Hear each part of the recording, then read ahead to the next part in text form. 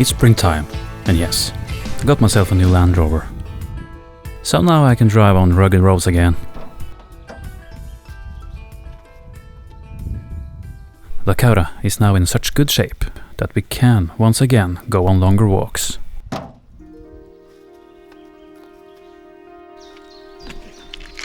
And today I'm heading to a hidden nature reserve that I found on a map. Never been there before, but it's supposed to be a beautiful hidden pearl in a valley filled with rare flowers and a beautiful waterfall. And at this time of year, it should be the perfect spot.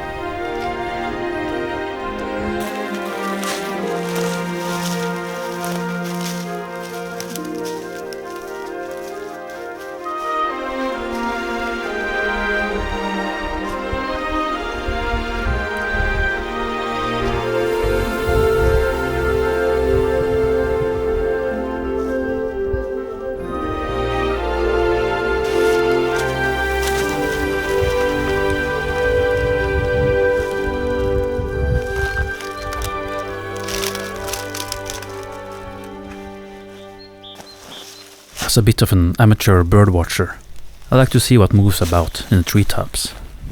So I get my binoculars out and I spot this spotted woodpecker in a tree.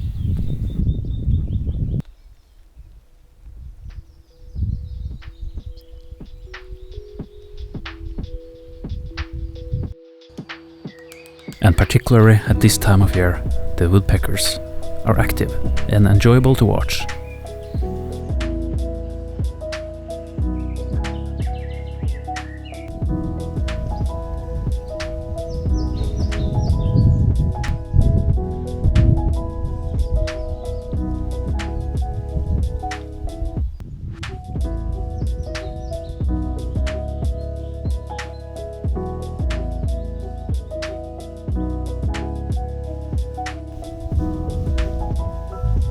I continue on and will enter the nature reserve any minute now.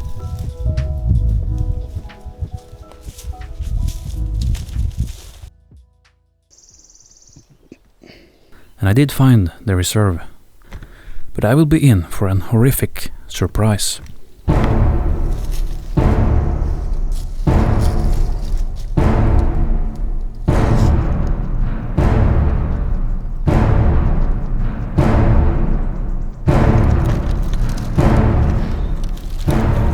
Feels like I have entered through the gates of Mordor. Looks like a battlefield.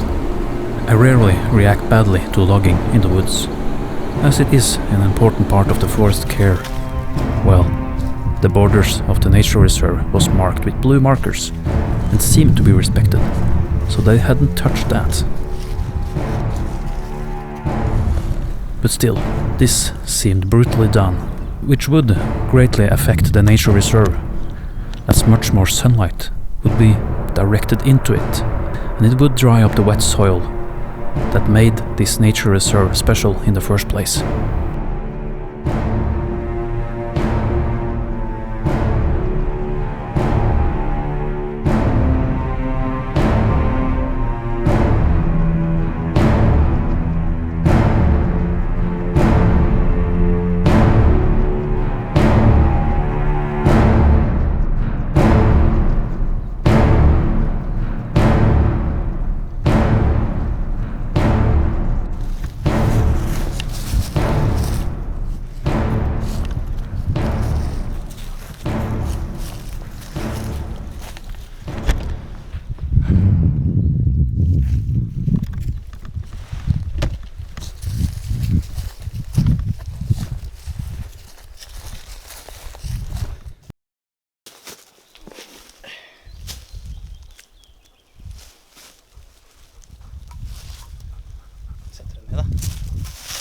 I know I sound like a green-loving environmentalist from the city, but I am not.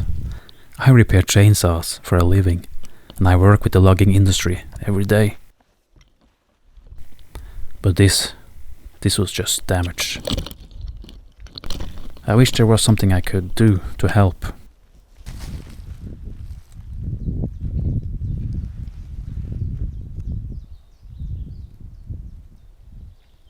But I do have a plan.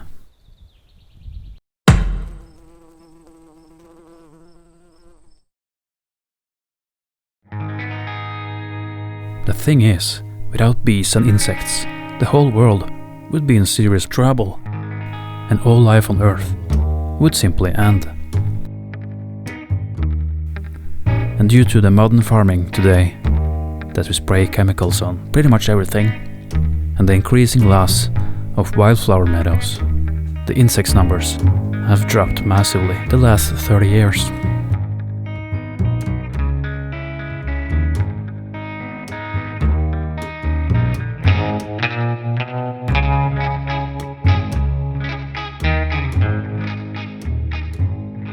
But some farmers have taken this serious, and it is an upcoming trend to leave belts around the fields with wildflowers for the bees and insects. And I plan to do the same at my small farm, and I call this for my rewilding project.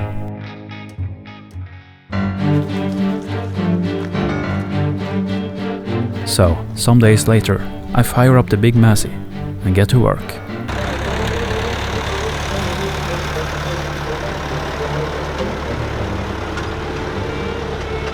My plan is to create several flower-filled patches around on the property for bees and insects to hang out. So I used the rear-mounted bucket on the tractor to move some soil around.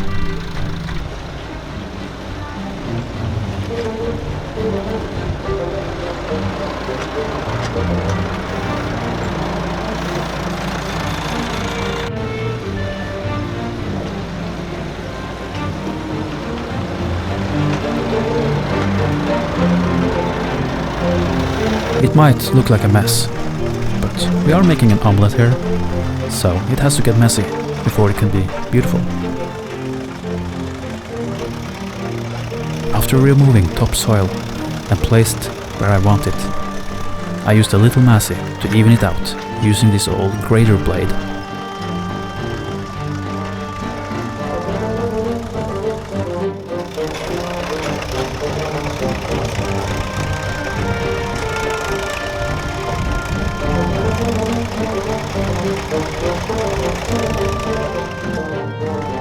And since I now are in the landscaping business, I seized the opportunity to make a parking space for my tractor implements, where the soil gets removed next to the shed.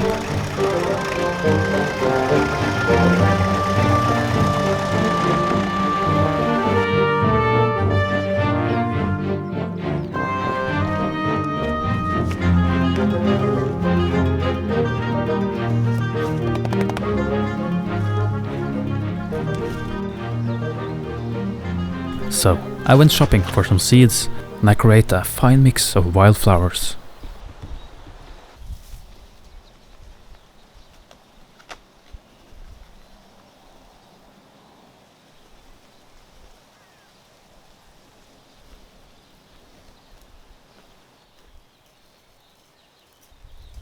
Then we just have to wait for the flowers to pop up. In the meantime, I just have to relax and simply wait.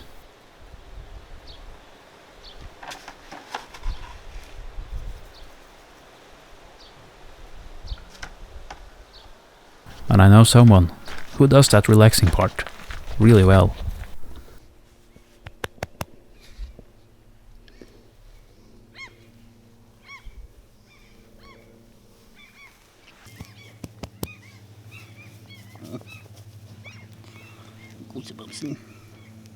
But you can't lay here for long, because it's not only the land that needs rewilding, but myself and Lakota as well.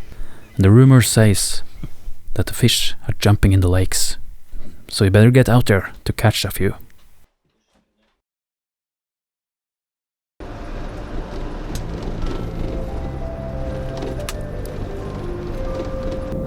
I prepare my fishing gear and load up the car. I am excited. It's been a while since my last fishing trip, so this was about time.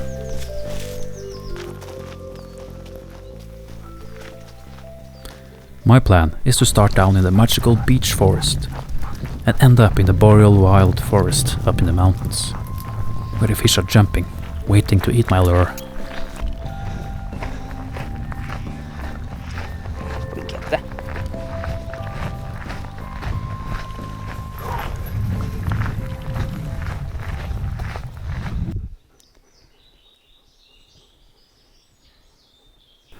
Yet, springtime in the beech forest is absolutely beautiful. And the fresh leaves provides a hiking snack along the way.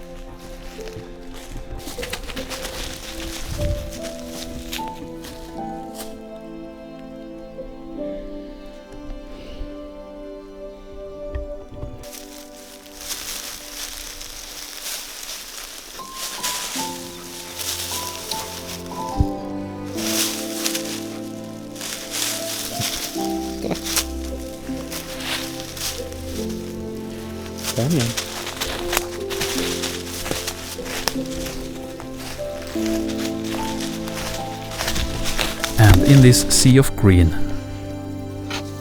I finally arrive at the first little lake where I want to try my fishing rod. And it looks like a beautiful spot to fish.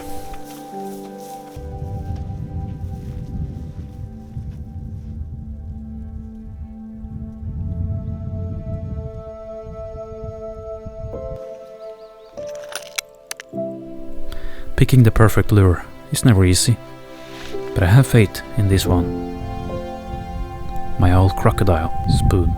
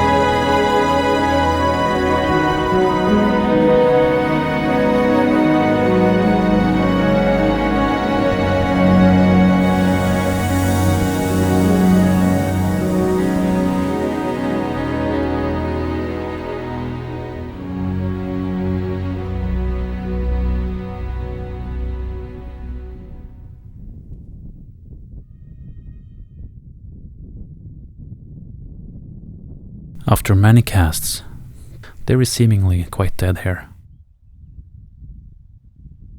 But then suddenly a fish attacks my lure. But I'm not quick enough to set the hook, so it gets away. You have to pay attention.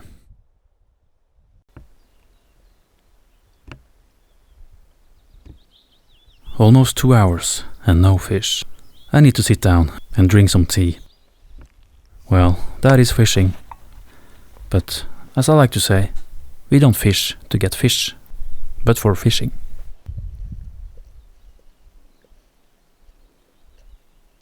And there is plenty of flies on the water, so I find it strange that no hungry fish are jumping up to eat them.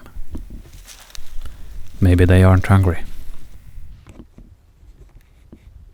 So I have to entertain Lakota instead. Well, I do have time for a family portrait. So, 1, 2, 3.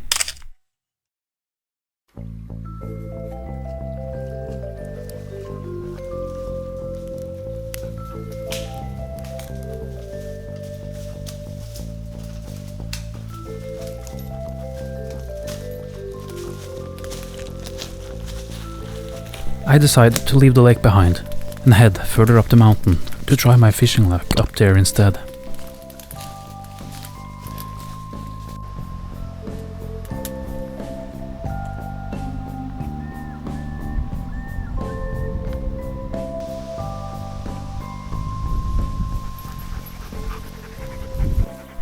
The air feels a bit colder up here, but the lakes are filled with jumping trout, and I see them jumping. So I stop by this very small pond. If I can't catch anything here, well, maybe I should pick up golfing instead.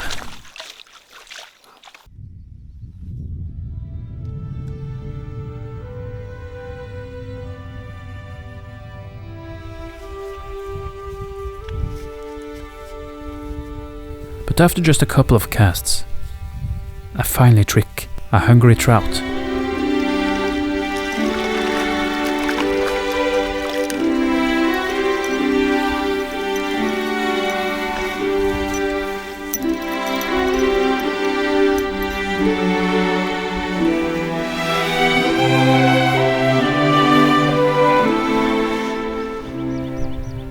Not a big one, but as big as they get in this little pond. But look at those beautiful colors.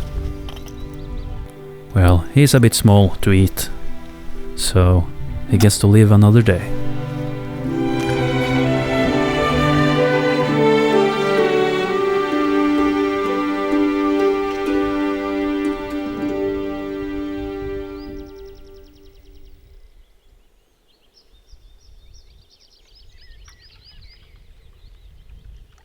And what a great feeling it is to be out here. Fish jumping, birds singing, and far away from everyone. And soon I get the kettle brewing with some strong woodsman coffee. I am just gonna stay here for a while and fish and enjoy life.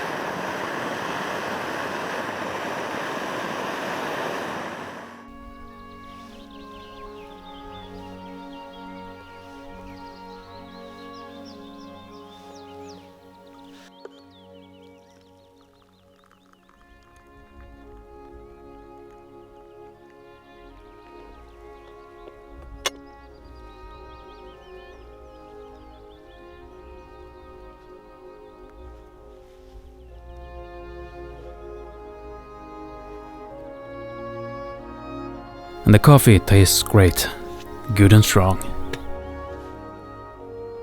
Just how I like it.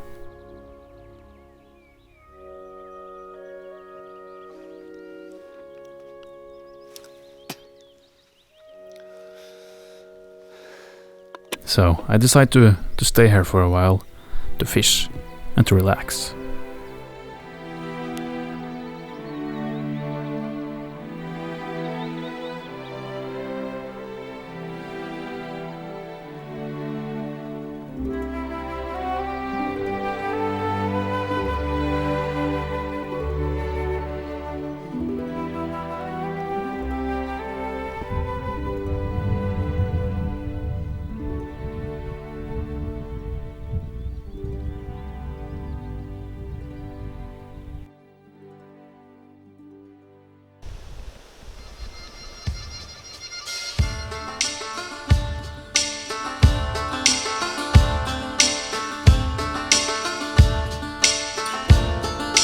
Back down at the farm, my crops seems to be coming along nicely.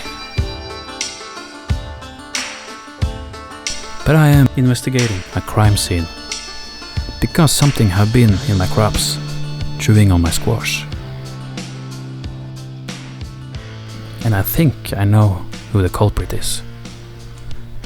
So I take a short walk to the nearest patch of forest, where I know I have some neighbors. And I hang up some trap cameras.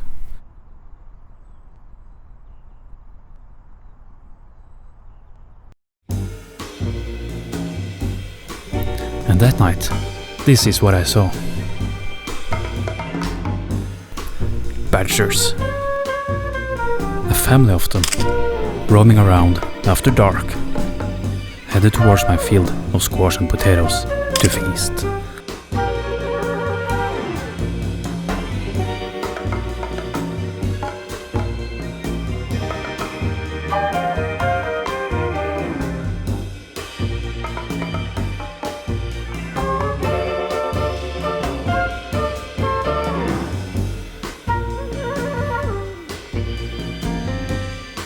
I guess I should do something about it, put up some fences or something. But the fact was, the badger family was the perfect addition to my rewilding project. And I actually like badgers. These are the clowns of the woods.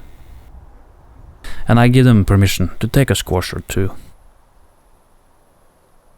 And speaking of the rewilding project, the time had come to look at the result of the brutal soil work earlier this spring.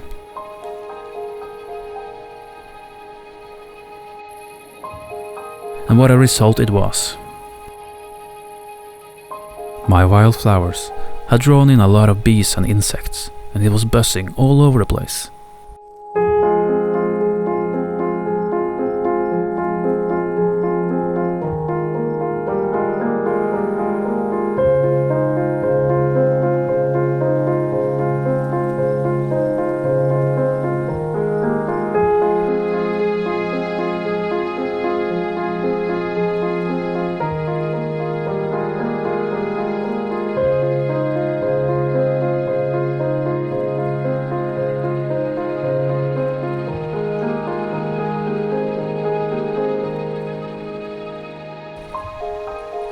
I had loved my rewilding project.